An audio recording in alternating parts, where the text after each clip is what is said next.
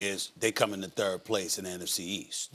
All right, and as a result, I mean, are y'all pulling? Are you putting any respect on Dak Prescott's name? I was getting ready to ask that. I was going to there next because I want to ask you, RC. I want to make sure I'm clear. You sure you got that right? Where Dak Prescott's the most respected Cowboy? I mean, do people respect the dude that you know ain't gonna show up after January? I mean, I'm just asking.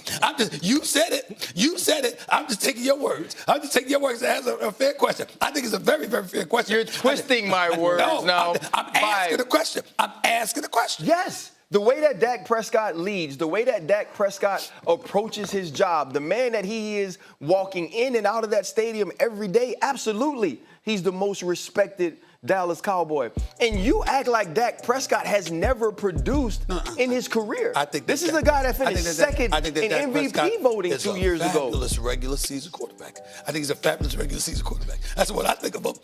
So there's no team failure in the playoffs. I think that he's a fabulous regular season quarterback who does an outstanding job of making sure that he gets paid. I give him credit for that. So he's Kirk Cousins. So he's Kirk Cousins? Hold up. Can we lock in on their second half schedule? Because, Stephen A., I don't think you really looked at this. I have the schedule right in front of me. Thank you very much. It's right here. It's right here, Molly. All the games. Right here. Okay. Okay, so do you have a reaction to the gauntlet that is the second half? I see a nosedive taking place after week 11. It's Monday Night Football, and then after that, the Eagles, the Chiefs, the Lions, the Vikings, the Chargers, the Commanders. I see the Dallas Cowboys losing at least 3 or 4 of those games. At least. Okay? That's why they got to start fast. That's what. They have to start fast. So they have to really show up in September. Now, Brian Schottenheimer, did you talk about Brian Schottenheimer and changing the culture? I mean, that was funny to hear. You mean the Brian Schottenheimer that nobody was thinking about? Nobody wanted? That Jerry Jones just plucked out of obscurity and gave him the head coach? He was the offensive coordinator. Yeah, really. But who was calling the plays? Who's calling the plays? Mike McCarthy. There we go. So he wasn't even calling the plays. I mean, what was he doing? By the way, just educate me because I rely. See, I'm brilliant because I know I'm not. I listen to those who are. Y'all played, y'all won, I did it. I got to ask y'all a question. If you're an offensive coordinator, but you ain't calling plays, what exactly is it that you do? So you help. First of all, you help with the game plan. You help with the game plan. I will say this. Okay. Now, when I played with the Jets, Brian Schottenheimer was my offensive coordinator. Okay. We were very successful during that time. Yes, they were. So, You said the Jets were successful. Two AFC championship games. He was the offensive coordinator. I understand that, but I recall that's Mark Sanchez. Yeah. That's Mark Sanchez. That was right. Now he has Dak Prescott. Now he has Dak Was the Prescott. offense anything to write home about when Mark Sanchez was the quarterback? They were physical and they could run the ball. Now he has Dak Prescott. Championship game. Now he has Dak Prescott. Yeah. But also, too, I remember this. Like a guy like Mike McDaniel, right? Yeah. Mike McDaniel didn't call plays in San Francisco, but he was the run game coordinator. When you look at what he was able to do offensively in Miami. With Tua. What about with that? Well, you need a good quarterback, Stephen A. I'm supposed to run Skylar Thompson out there and win That's exactly where I'm going. You understand? But Dak Prescott's a good quarterback. He's a damn good quarterback in regular season. He's a damn good quarterback in the regular season. We're talking about where they will finish in the NFC East. I can't do anything about the postseason right now. I got you. I'm just focused on the regular season. I veered left. My bad. I'll get back to the regular season. Okay, so let's look at it. Just look at it right here. I mean, they do have the Packers week 4. Bears week 3, Eagles week 1. I see 2 losses in the first 4 weeks. I see two losses in the first 4 weeks. That's what I see. I don't know about everybody else. That's what I see, okay? Okay. And then I just... That's an overreaction. It's not. Cowboys have a Week 10 bye, which is nice, but then after that, they play a Monday night game. Then they have a short week game against Philly, an even shorter week game against the Chiefs. They got a short week game on Christmas at Washington. The travel schedule and the rest schedule for the Cowboys in the second half of their season is extremely challenging, regardless of opponents. And by the way, those are some pretty good-looking opponents.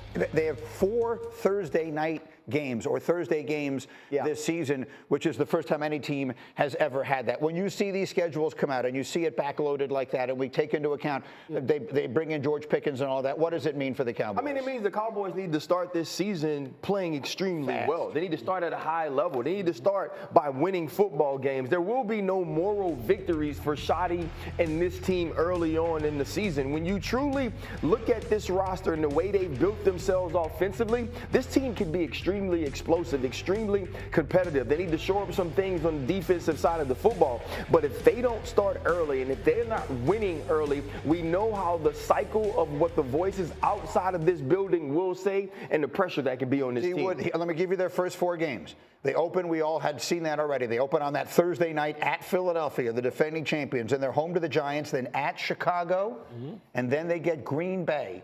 What will the Cowboys be after 4 games? I want to say 2-2. I want to say 2-2, which, listen. That'd be pretty good. That'd be pretty good. I think the biggest thing for the Dallas Cowboys, listen, when Dak Prescott plays a full season, they're pretty much banked for 9 wins. Exactly. At minimum, okay? I think for them, the number one thing I say for the Dallas Cowboys, their offensive line needs to come together. They had no running game last year, and I think Dak Prescott operates best when they have a really good running game to go along with what they have on the outside, that they need to show up on the defense, the rush defense. But like RC said, they got to get out the gates quick because that back half, boy, it could be troublesome. The trade they made for George Pickens really opened up my eyes. That was the aggressive move, and they didn't do it in free agency. They did it a different way. When was the last time the Dallas Cowboys ever made an aggressive move like that? That's what we've been talking about with them for years. It's like, where's the move? It sort of had to be laid up on a silver platter, and it was, with George Pickens being moved from the Pittsburgh Steelers. But it also finally showed that this team has a sense of urgency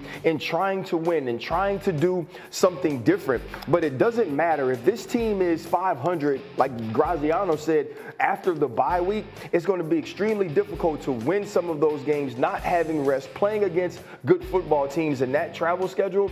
You have to have some momentum headed into that. So the things that we were looking for yesterday, which teams got sort of favorable and unfavorable? That brings us to the Lions. If I were to say Detroit's 2-year streak of winning that division is in serious jeopardy, is that an overreaction? Not at all an overreaction. Remember, they didn't win the division until the last week of the season last year, so tough division to start. But remember this, they had only 3 outdoor games all last season. This season, they have 7. And their road schedule, if you just factor in last year's records, their combined winning percentage of the teams they will play on the road this year was .667 last year. I mean, they have some tough games. They have some outdoor games. Jared Goff, 10 points lower career QBR outdoors than indoors. Going to be tougher for the Lions this year. And the other piece of it is, too, you lost both of your coordinators. Right. This team, to me, was already going to take a step back before we saw how daunting this schedule can be. And when you start to be one of those teams that the expectation is now much higher than it has been throughout your history, when you hit adversity, those things are difficult to come through. That's the thing. I don't want anybody to think I'm saying the Lions aren't going to be good. They won 15 games. Yeah. Like if they go 12-5, that's a really good year, but it's still a 3-game drop-off. I think the biggest thing, and just kind of, piggybacking here, there's something real about brain drain when you're talking about, a team like the Lions. Think about it. We just mentioned their coordinators.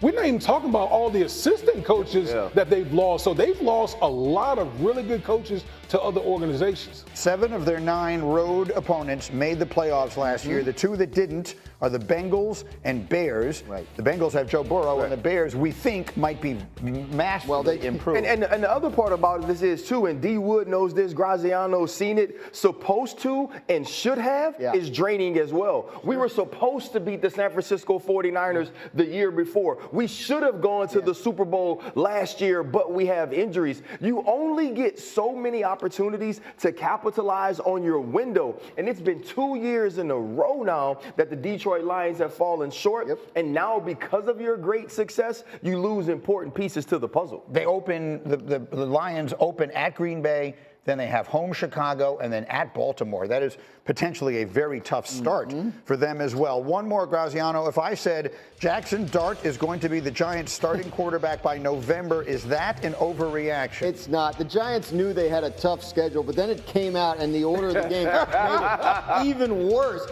2 straight division road games to open the season? Unheard of. You finally get home. Who's sitting there waiting for you? Oh, it's the Chiefs. They're usually pretty good. Chargers are good. You got two Eagle games in 3 weeks. Right? One of those is a short week, that week 6 game, home game against the Eagles. Look, they want to sit Jackson Dart as long as possible. They want him to take as much time as he needs to get ready. But we all know this does not work. This is the 2017 Chiefs. They started 5-0 with Alex Smith. They were able to keep Patrick Mahomes on the bench. They stayed in first place all year. If these Giants start 5-0, sure, I could see Russell Wilson playing for a while. Listen, but I'm not betting on it. Listen, as a great philosopher, Mike Tyson said, everyone has a plan.